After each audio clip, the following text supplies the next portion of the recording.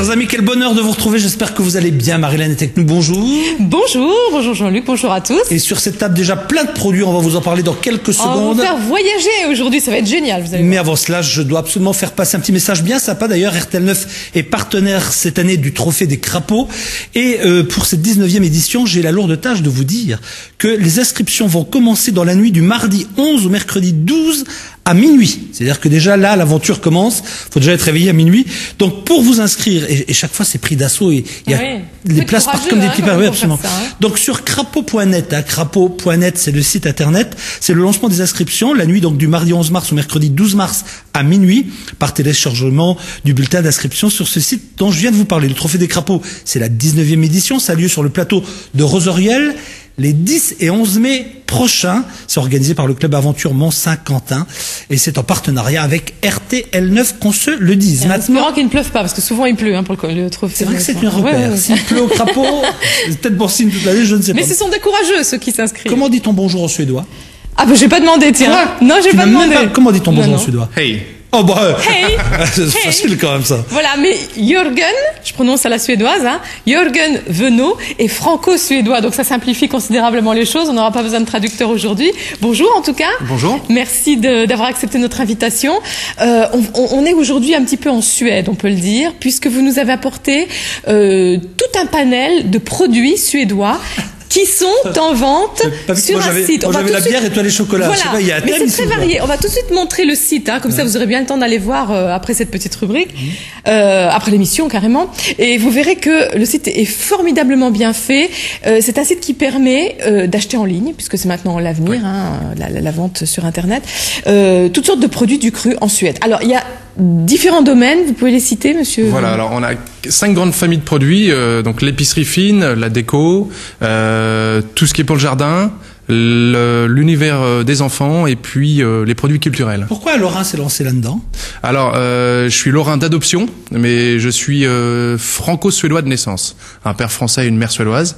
J'habite la Lorraine depuis une petite dizaine d'années. Oui, vous êtes installé, on peut le dire, à Ban-Saint-Martin. À Ban-Saint-Martin, donc c'est aussi le siège de l'entreprise.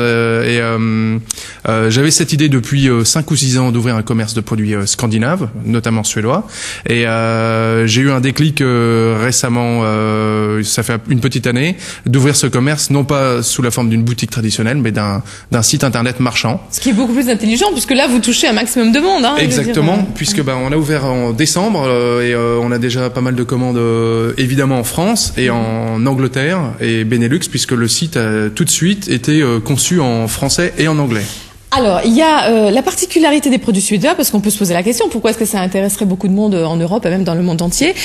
Il y a 3 critères, c'est l'authenticité, la protection de l'environnement, il y a un troisième aussi. Le troisième critère, l'éthique, et puis aussi la notion de savoir-faire. On travaille majoritairement avec des fabricants ou des artisans qui transmettent un savoir-faire depuis de longues décennies. Donc, par exemple, les biscuits que vous aimez bien sont... Oui, j'ai pas encore goûté, mais je vais tous voyons un peu ce que vous nous avez ramené, alors c'est le moment d'en parler. Les biscuits, parlons-en. Voilà, les biscuits sont là. Qu'est-ce qu'ils ont de spécial alors Dites-nous, monsieur. Alors, ils sont faits par comme ça, vous dites, mais goûtez, Jean-Luc, goûtez, Marie-Hélène.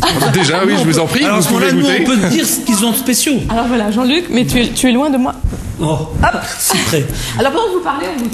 Voilà, donc ce sont des biscuits qui s'appellent les pepparkakor, qui sont très parfumés, qui comptent plusieurs épices, notamment la cannelle et le gingembre. C'est bon, c'est vraiment bon. Un délice. Et ils sont faits artisanalement par la même famille de pâtissiers depuis 3 générations. Dans le sud de la Suède, à Göteborg, qui est un des ports du sud de la Suède.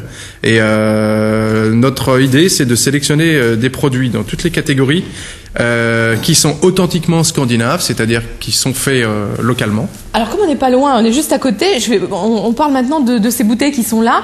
Quand on pense Suède, on pense vin chaud, bière, mais pas forcément cidre. Voilà. Là, c'est toute une gamme de cidres que vous avez de toutes les couleurs. Alors pourquoi toutes ces couleurs? Alors, c'est vrai que les couleurs au départ, très franchement, oui, elles me diraient pas d'y aller parce que j'ai l'impression qu'il y a du colorant dedans. Alors ce sont des colorants naturels. Il se trouve qu'on travaille avec une brasserie donc qui travaille énormément les bières et qui a lancé il y a quelques années une gamme de cidres qui sont assez ciblés jeunes, d'où les couleurs.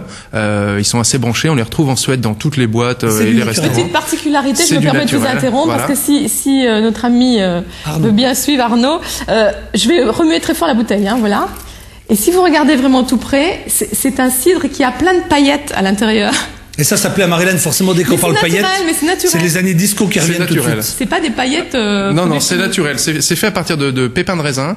Ce cidre en particulier s'appelle le cidre de Noël, donc avec l'effet des paillettes dans la bouteille. Donc ça se boit, c'est naturel. Ça plaît beaucoup aux femmes. Ça c'est l'expérience qu'on a depuis qu'on en vend.